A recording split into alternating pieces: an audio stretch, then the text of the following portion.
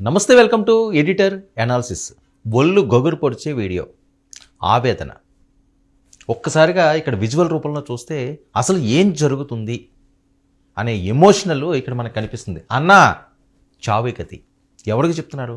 పవన్ కళ్యాణ్ గారికి. ఎవరు? గిరిజనులు, గిరి గ్రామాలు. తమకు స్వాతంత్రం వచ్చిన దగ్గర నుంచి ఇప్పటి వరకు కూడా ఎన్నో కష్టాల్లో ఉన్నాం, ఎన్నో ఇబ్బందులు పడుతున్నాం.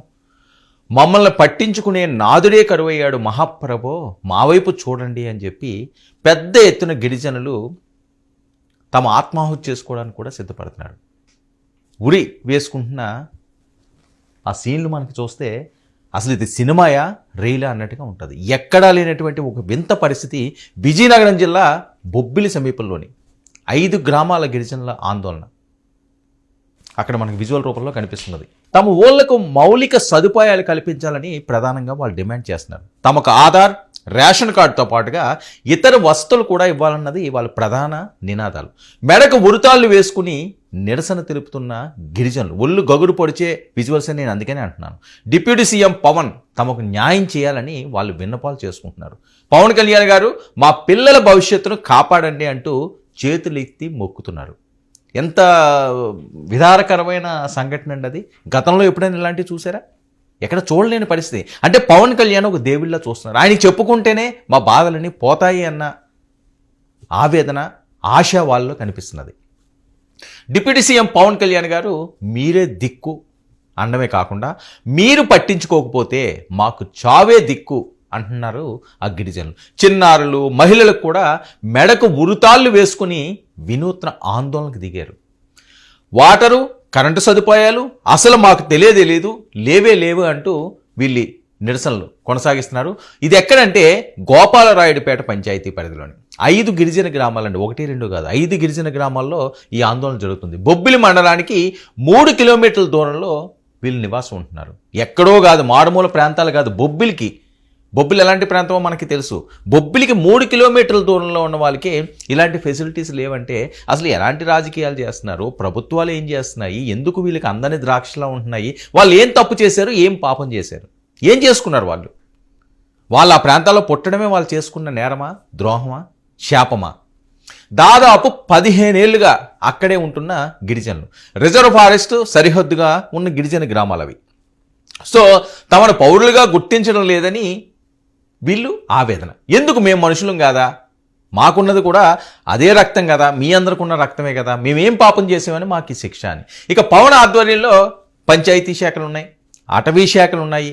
గతంలో ఈ 2 శాఖలు వేరువేరు మంత్రులకు కేటాయించారు. ఇప్పుడు ఆ పరిస్థితి లేదు, ఈయన దగ్గరే ఉన్నాయి. మరి ప్రజెంట్ పవన్ ఆధ్వర్యంలో ఈ 2 శాఖలు కూడా ఆయన చూస్తున్నారు. అధికారులతో మాట్లాడి సమస్యలు మీరు పరిష్కరించాలి. ఎందుకంటే గిరిజన గ్రామాలకి, గిరిజనులకి ఆయన ఇప్పుడు దేవుడే కూర్చున్నాడు, ఆయన అడవురాముడై కూర్చున్నాడు. ఎందుకంటే అరకు పరిసర ప్రాంతాలు అవనియండి, కొన్ని ఊర్లకన్నింటినీ కూడా విద్యుత్ ఇచ్చాడు.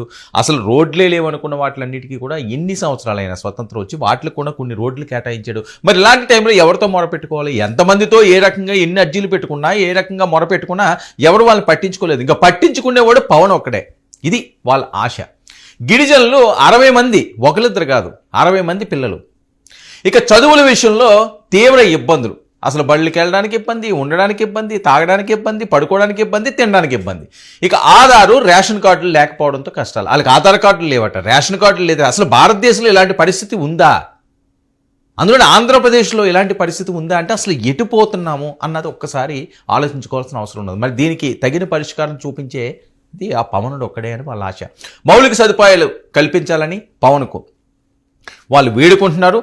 వేడుకోవడమే కాకుండా పూర్తి స్థాయిలో మా గ్రామాలకి మెరుగైన సదుపాయాలు ఇవ్వండి. లేదు అంటే ఇదిగో ఇది చూడండి, 60 మంది చిన్న పిల్లలండి, చిన్న పిల్లలు. వీళ్ళందరూ కూడా అసలు ఎంత విషాదకరమైన విజువల్ అది. అది చూడడానికే భయంకరంగా ఉంది, భయం వేస్తుంది. ఏంట్రా బాబు ఇంతమందా? 5 గ్రామాల ప్రజలు ఒక చోటకు వచ్చి ఉరితాళ్ళు బిగించుకుండి మాకు చావే గతి, మేము చచ్చిపోతాం, పవన్ అన్న నన్ను కాపాడు అంటున్నారు. ఎక్కడన్నా ఏ రాష్ట్రంలోనే ఇలాంటి పరిస్థితి ఉందా? గతంలో సినిమాల్లోనే ఎక్కువ చూస్తుంటున్నాం ఇలాంటి కొన్ని ప్రాంతాల్లో. ఆ విలన్ ఎవడో ఉంటాడు, వారి నిరంకుశత్వానికో లేకపోతే ఆడి శాడిజానికో ఈ రకంగా బలైపోతుంటారు, సామూహికంగా ఇలాంటివి చేస్తుంటారు. కానీ ఇప్పుడు ఆంధ్రప్రదేశ్లో బొబ్బిలికి 3 కిలోమీటర్ల దూరంలో ఉన్న ప్రాంతం ఇది. 5 గ్రామాల గిరిజనులు. మరి పవన్ కళ్యాణ్ దృష్టికి ఇది వెళ్ళి ఆయన తక్షణం దీని మీద చర్యలు తీసుకోవాలి, వాళ్ళకి సదుపాయాలు అందించాలి. అంటే ఆయన నోటీస్లోకి వెళ్ళిందంటే పని అయిపోయినట్టే. అది చూపించాలనే వీళ్ళు ప్రాణత్యాగానికి కూడా వెనకాడము అంటున్నారు. మరి చూడాలి పవన్ దీని మీద ఎలాంటి నిర్ణయం తీసుకుంటారో. వాళ్ళకి త్వరితగతిన వాళ్ళ అవసరాలను ఏ రకంగా తీరుస్తారన్నది. ఆయన్నే ఇప్పుడు వాళ్ళ దేవుడిగా భావిస్తున్నారు.